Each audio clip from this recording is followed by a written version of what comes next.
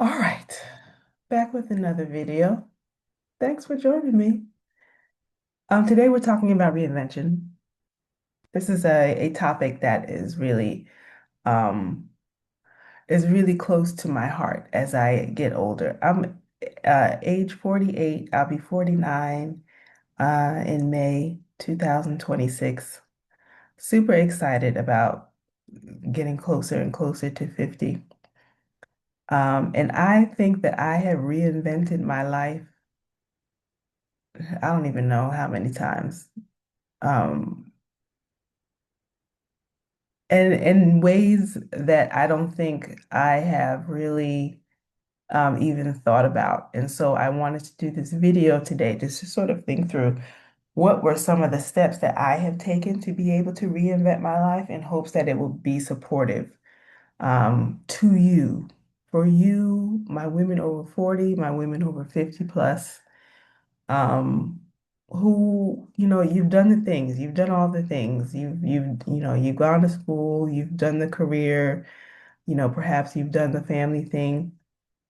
Maybe you've been married and maybe even divorced, and you're trying to figure out as you move closer to 50, or maybe you're even over 50, you're just sort of wondering, what do I do with all of this knowledge? What do I do with all this experience?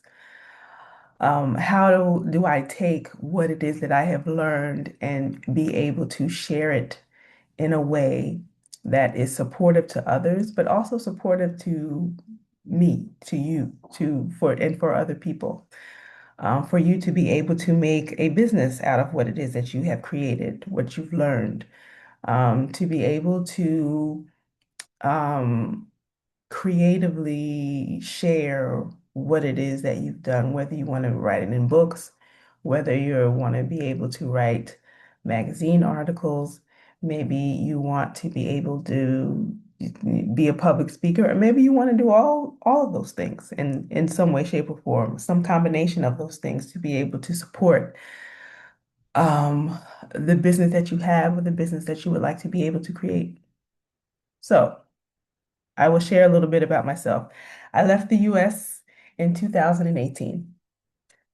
I was living in Florida at the time, had been there for a few years, I think maybe 5 or so years, and decided that I needed to be able to do something different. And the reason was because I was just not feeling well. I had always wanted to live a life abroad.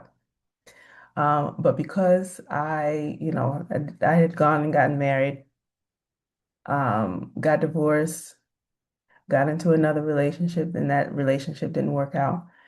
Um, and I just wanted to, at that point, when I ended the second relationship, I decided that I like it was time for me to either do the thing, to either go abroad and live the life that I wanted to be able to live, or I was going to face um, ending up like my mother.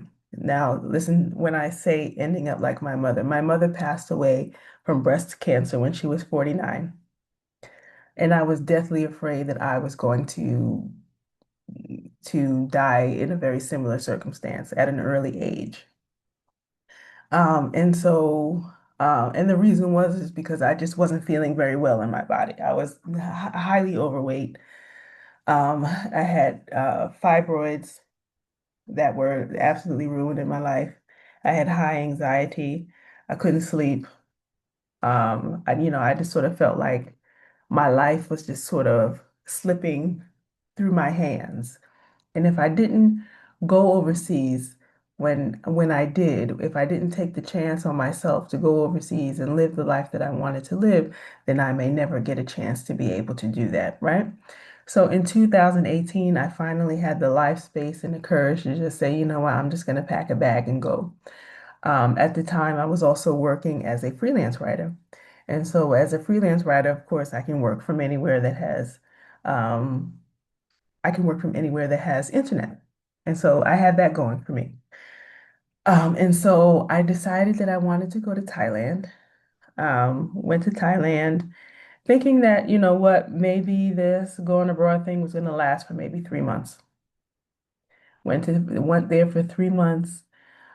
and decided that I absolutely loved Thailand. I loved being overseas. I loved being a part of an international group of of travelers, and to be able to meet other people who have been doing exactly what I had always wanted to do, and they had been doing it for years.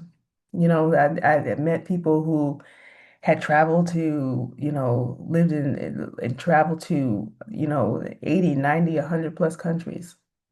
And that absolutely blew my mind that people were living like this. People who were taking huge risks. Some of them were single, and there were a few that I even met who were traveling this way with their families. Um, and I was just really fascinated by that. And I just really felt like for the first time in my life, been, I was finally taking the steps that I really needed to be able to live the life that I wanted.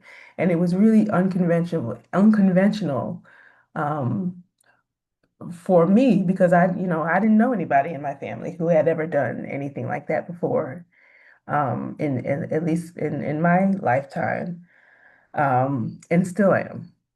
People are always, talking about how they admire the choices that I've made to live the life that I have. Um, but at this point, um, it's highly intentional the way that I live. It's highly intentional. And I have learned to make much more powerful, even more intentional decisions as I get older. Because as I get older, now that I am at the age of 48 and I get closer to the age of 49, when, that year that my mother passed away, and I spent many years trying to figure out what would my life look like past the age of 49. Um, what would that look like for me?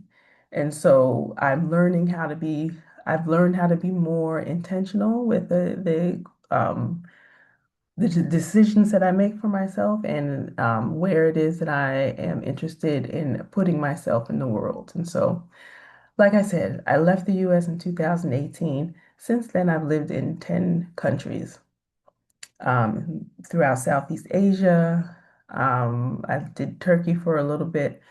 Um, I lived in Rwanda in East Africa for a few years, um, and have found my way here to Mexico, where I live in Playa del Carmen.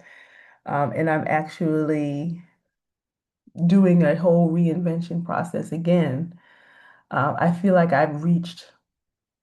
um, I, I feel like I reached my dreams of what it is that I set out to achieve since 2018. And and for the last year or so, I've been really getting more specific on what my next level of reinvention would look like beyond the age of 49, 50. Because remember, my mom died at 49. And so it was really hard for me to be able to um,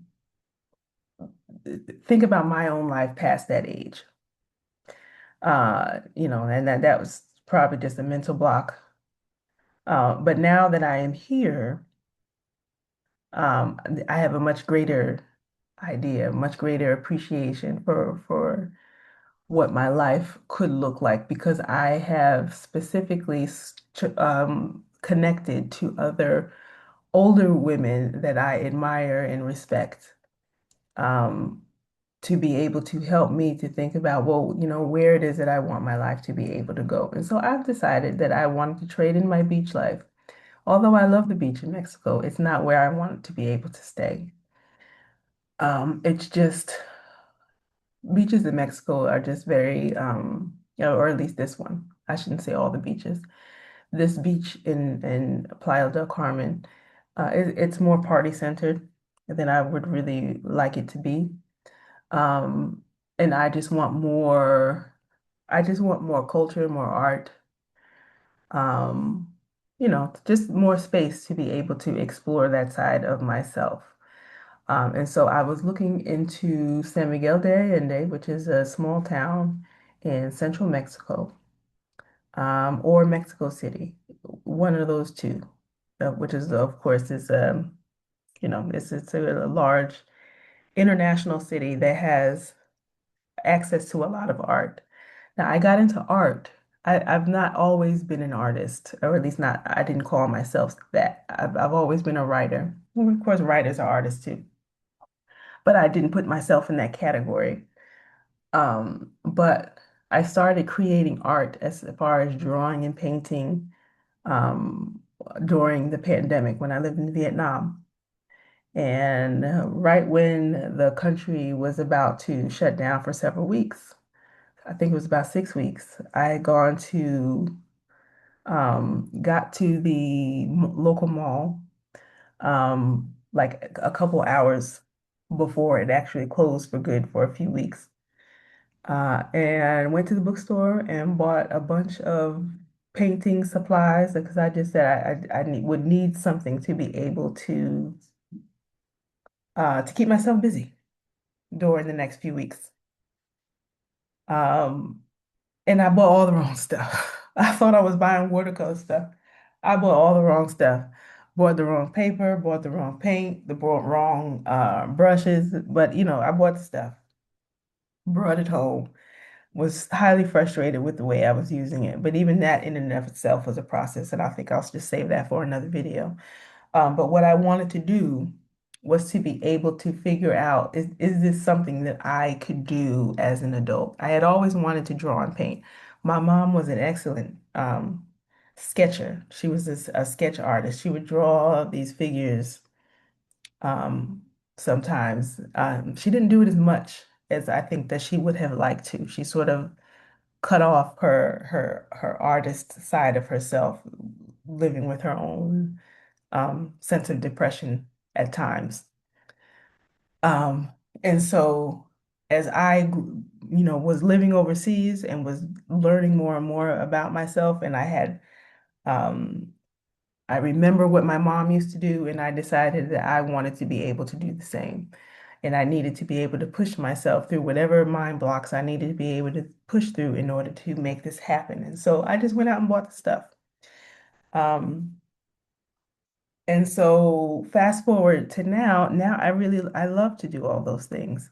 And I would really love to be in a city that could really nurture that ability in myself. I don't know where it's going to go. I don't I sort of saw myself as just sort of creating for myself. Be able to maybe create a gallery, so to speak, in my own home.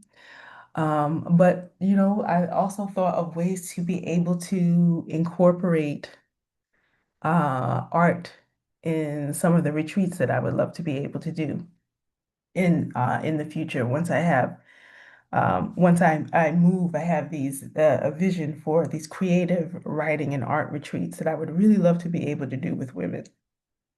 So stay tuned for that. But to be able to be in a city where I feel like I can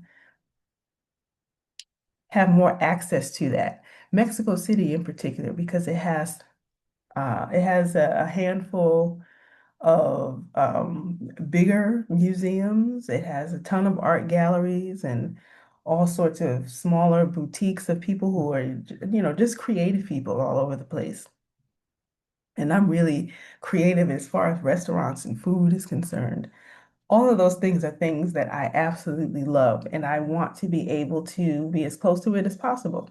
And the reason is because I understand that life is fleeting. We do not have time to sit around and say, oh, this season of my life is past and I don't have time to do it. As long as you have breath in your body, you still have time to do it.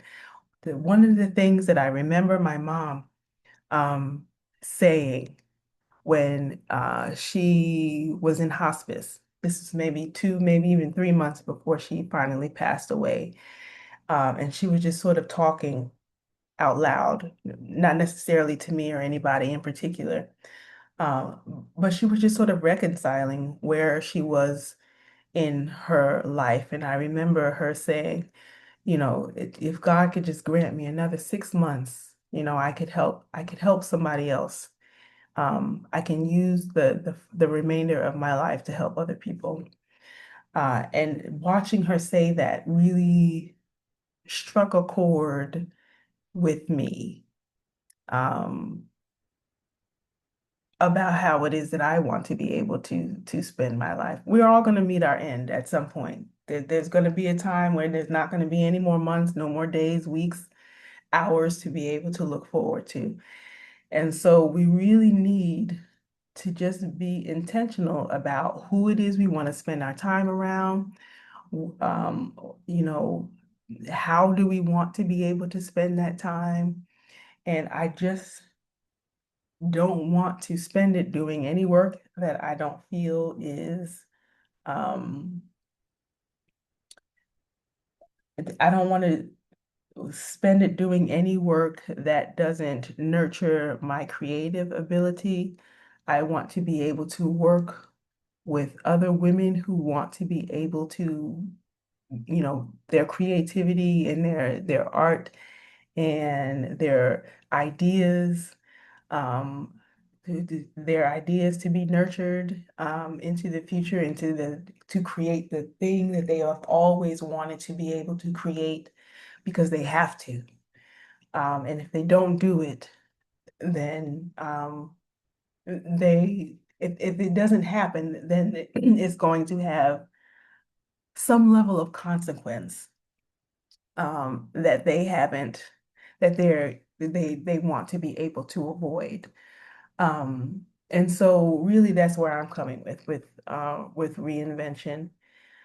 And so I wanted to be able to share just a few things, a few ideas about reinvention that I'm sort of thinking about and thinking about how this actually works. Number one is to tell the truth about what no longer fits.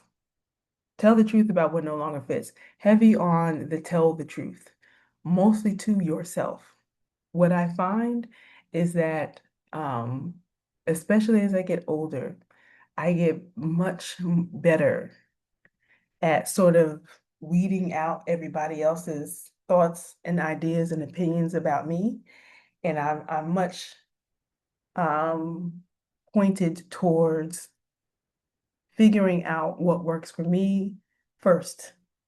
Not that it works for me alone, but it works for me first. I'm doing it because I love it. I'm doing it because it makes me happy first. And whoever happens to catch the blessings outside of that, awesome. If this is not the season for you to be in my life, awesome. I wish you peace and happiness in finding where where else it is in the world that you belong. Um, but not to reinvent yourself, you really have to be radically honest with yourself, with thinking about what is it in your life right now that feels too small? What's feeling stale?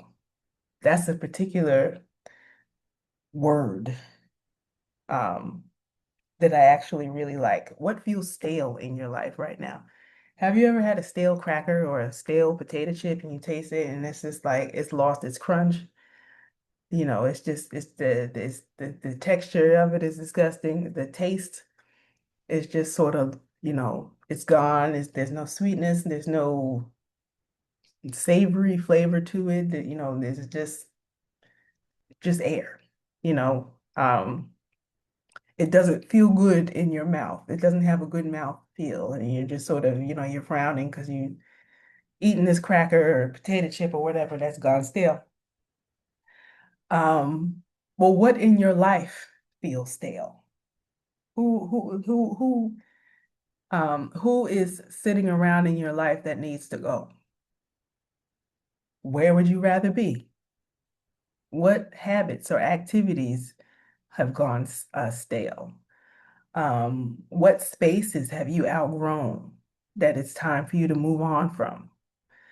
Um, what is making you feel like you are performing this older version of yourself that no longer fits. And it's kind of falling apart, really, to be honest. It's falling apart, but because you don't know anything else, you just keep doing it. You keep doing it. You keep showing up to the job. You keep showing up. Maybe I was talking to someone else the other day. She was talking about how she has been offering in her business. Making still she's still teaching things in her business that she no longer wants to do. It doesn't make her happy anymore. She's not excited about it. She was excited about it when she created it some years ago, but it doesn't fit where it is that she's going, and she wants to get rid of it. So she's performing an older version of herself that no longer fits. There's no time when you want to reinvent, when you get that feeling if it's time to reinvent, you got to let that go. And it's okay because what we were discussing was that she doesn't want to disappoint people. She doesn't want to, there were people who were really looking forward to this particular offer, and they want to be able to do it with her. And there are ways to be able to hand her off to someone else who would really do a really great job of offering the thing that she offers. But for her own sanity, for her own happiness, um, for the health of her own business, um, it's just time to be able to let it go and to be able to allow yourself to dream, to imagine what is your next space. And in a lot of um, instances, you already know what that is.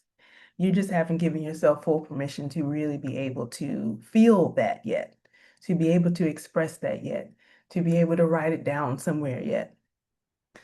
Um, so reinvention really begins with uh, allowing yourself to feel the discomfort that you've been ignoring. Start to feel the discomfort that you've been ignoring. Write that down. What does that feel like? And if you don't start to move towards the thing or to be able to at least express the thing that you want to be your next, what are the consequences of not doing that? Whew. Number two, I need you to stop asking, what should I do? What should I do? That's actually the wrong question. Instead of asking, what should I do? What should I do next? I don't know what to do. Can you tell me what to do? Nobody can tell you what to do. But a better question to ask yourself is, who am I becoming? Who am I becoming? Who is this next version of myself that wants to emerge, um, that wants to come out and play? Um, who is it that you are becoming? And so when people do that, they often are looking for, they want to look for a step by step. They want tactics. They want hands-on. All right, well, what is the thing that I need to be able to do to be able to get from point A to point Z? However, reinventing yourself is not about tactics or pre-made steps. It's about being very clear on the identity that you want to inhabit. What's the identity you want to be able to inhabit? What does that identity feel like? So if there's a beautiful whatever you do, whatever if it's a suit, a pair of boots, a handbag, um, what does that look like for you? When you put that outfit on, what does this identity what does this identity feel like for you? What does this person do? And so when I started to think about an identity that I wanted to inhabit for myself, I said, wow, I wanted the ultimate creative life. And for me, that looks like a space where I am doing my writing. I'm writing about food and my travels, my ideas and thoughts about what it looks like to be healthy and well at this stage of life. I want to be able to create my art. I want to be able to draw and paint and be able to get better at it. I want to be able to actually, um, I want to be able to um, connect with other people. And of course, I said I live in Mexico, and so I want to be able to work with other Mexican artists. This is my way of being able to integrate into the world that I live in here. It's one thing to be able to live in another country, and um, it's one thing to be able to live in another country, and you get yourself an apartment, you live there, you do your shopping there. Um, but can you integrate into the society? And I've done that in small ways in all of the countries that I've lived in. But I think with art, I think I have a greater opportunity to be able to do that um, with Mexican artists and being able to learn traditional Mexican arts and folk arts and um, paintings and being able to discover their museums and, just spending hours and sitting with paintings and sculptures and being able to do my own version of it in my own sketch pad. I really look forward to that. That's the part of living in larger cities that I actually miss. I grew up in New Jersey. And so, I used to go to the Newark Museum a lot. I went to Rutgers University in downtown Newark, New Jersey, if you're familiar with that space. And I would spend a lot of time between the Newark Library and Newark Library and also the Newark Museum. Uh, and it was just a wonderful place to just be able to get lost um, uh, in art. And of course, living in Newark, you also had close proximity to being in New York City and all of the museums and um, all of the art offerings that they have in New York City between the plays and the movies and on the high end, high popular end, and even, super local things that I was able to be able to participate in. And I lived a number of years in Washington, D.C., and of course, I had access to all of the Smithsonian museums. And that in and of itself was a wonderful experience um, to be able to be integrated in the world of art. And so I kind of miss that as a traveler going to other smaller countries. There's art all over the place in smaller countries. Um, but I miss the experience of a locally curated experience from local people. I miss that part. A very specific experience where you can go um, and experience, of course, the big museums, but also, the local jewelry makers and um, artisan food makers and sculptors. And I think Mexico is just a wonderful place to be able to experience all that.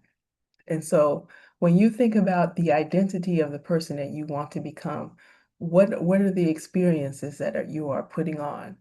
When you think of, what does the outfit that this person wears? When you put this outfit on, what does this mean to you? This is a certain type of hat, is a certain color.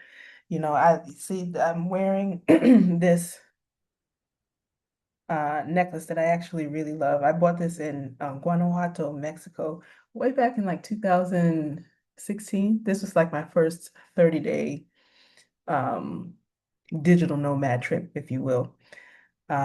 Before I actually left permanently, I wanted to do a trial run of what it would look like for me to be able to take my writing business on the road. And so I decided to do it in Mexico first. And so when I put this on, this is part of me being able to say um, that I am putting on my outfit, my identity outfit of the artist who engages in Mexico. And so I bought this in Mexico in Guanajuato during one of their big artist uh, festivals. I forget what it's called. But I think they hold that it's like October, November-ish that they have for a whole month in Guanajuato from a local artist there. And so this is just one of the many things that they make locally in that area. And I think it's really beautiful. I've worn this everywhere that I have traveled to, and people always comment on it. And I love it. So when I wear it, this is my way of saying that I am holding on to my artist identity. Um, and so if you don't redefine yourself, you will rebuild the same life just in a new location. Uh, that's really important to say because a lot of people think, well, yeah, I'll just pack up and move, or, I'll move to the other side of the world to experience something new. And if you do that without any thought, you wind up repeating the same life that you had before. You bring all your problems, same thought processes, probably a lot more frustration just in a new location. So you don't want to actually start with, what do I do first? You want to start with what is the identity that I am that I am attempting to embody here. Define that first. Ooh, this is a lot. Um, next, next idea. You want to think in decades. Think in decades. Again, reinvention is not about making one big dramatic move and just seeing what happens. It's more of a structural shift, bringing back that idea of the identity. Um, is this an identity that can hold me for the next 10 years? Can this vision of my identity that I have, that I want to be able to embody, can I hold that for the next 10 years? Do I feel like I am expanding? Do I feel like I'm expanding with this identity? Or um, is it just the same old me, um, with a different color t-shirt on? That sort of a thing. Um, so you really want to be able to sit down and design what the next decade, where this is where your activities start to come in. So we in the last step, we talked about the identity. Now we're taking on, what are the steps, the structural shifts that we need to be able to make to be able to do that. And so I have a friend who lives in Rwanda. She wants to be able to start a public speaking career because she's had this wonderful career, um, working in corporate in the United States, and she wants to be able to take that career, take the lessons that she's learned from that career, and also her traveling life. She's lived in a number of countries, traveled to many, many different places, and wants to be able to take those lessons and to be able to share it um, in a way that helps her to feel useful, in a way that she's excited about, in a way that sort of um, helps young people to be able to miss some of the trappings of living a corporate life has done for her, right? And so one of the things that she wants to do is do a TED Talk, which makes sense. That's a perfect place for her to be able to say, okay, I'm going to do a TED Talk. If you're not familiar with TED Talks, you should certainly go ahead and Google that on YouTube. But it's just a place where a TEDx talk is where you are going to go and you're going to apply. And she did all those things and she's been accepted. And she has a particular topic that she wants to be able to talk about. And she's really excited about. And so this is her step one in creating her next 10, maybe even 20 years of public service in doing public speaking. And so she feels very expanded by this first opportunity. She is putting on the identity of this global public speaker who's very much indebted to, who is very much passionate about the expansion of the continent of Africa as a global force. She's very excited about this particular vision. And so I'm getting to support her on this particular topic, and I'm really excited about that. Um, and so she's got the identity, she's got the steps that she wants to be able to create to be able to get there. She's thinking in decades and not just, what's the next thing that I need to be able to do. Um, After that, step number 4, we think about building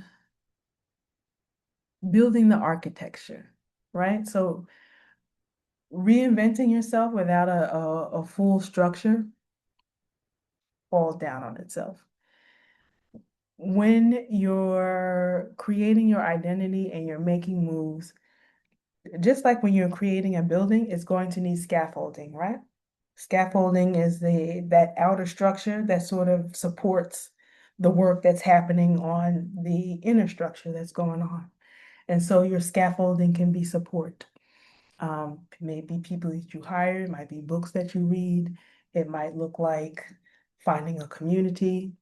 Um, it helps for you to be able to get clarity on what your next stage in your life is actually going to stand on. Could be writing, speaking, um, creating a podcast if that's what you want to be able to do. Um, And so every reinvention in my own life has required clarity before movement. And really, that's really the work that I'm doing now to work with accomplished women in a private way, to be able to design the architecture before building, defining the architecture that they want to be able to create. So it's the book, yes. It's the speech, yes. It's the podcast, yes. But what are these, what is the book, the speech, the podcast, the magazine articles? What are these things a vehicle for? How are we using these items? How are we using these vehicles to be able to, what are we using it to stand on? How does it support the identity that I want to be able to embody over the next 10 years as I become more and more comfortable with who it is that I am becoming? Um, because what happens a lot is I see people, they start a thing, they start a podcast, they start a book in particular. I've had people say, come to me and be super excited about the book and they want, I've either worked on it as an editor, or even have worked through, creating chapter outlines and things like that. And what I've learned over time is that there is a level of work that needs to happen before they even get to that part. And I really want to be involved with women who want to work with me on this part. Is what is the vision for the identity that this particular vehicle is going to move you towards for the next 10 years? You know, it's so popular nowadays for people to write books and they do it quickly. There's tons of programs out here on the internet where they write a book in 30 days, 30 days or even 3 months. They want to take their podcast transcripts and just print the thing and give it out as a book. And you know what? Sometimes for what it is that you might want to do, if you just want to do a quick digital project, that might work fine. But if you are really trying to work on a quality book, and that's really what I work on, I don't want to work on your quick book that you just want to throw out there into the world so you can have something to for people to download for 29.97. I really work on projects with people who are looking to make career business defining material. Things that really set the stage for what it is that you want to be able to create over the next 10, 20 years. That's really what it is that I am working on.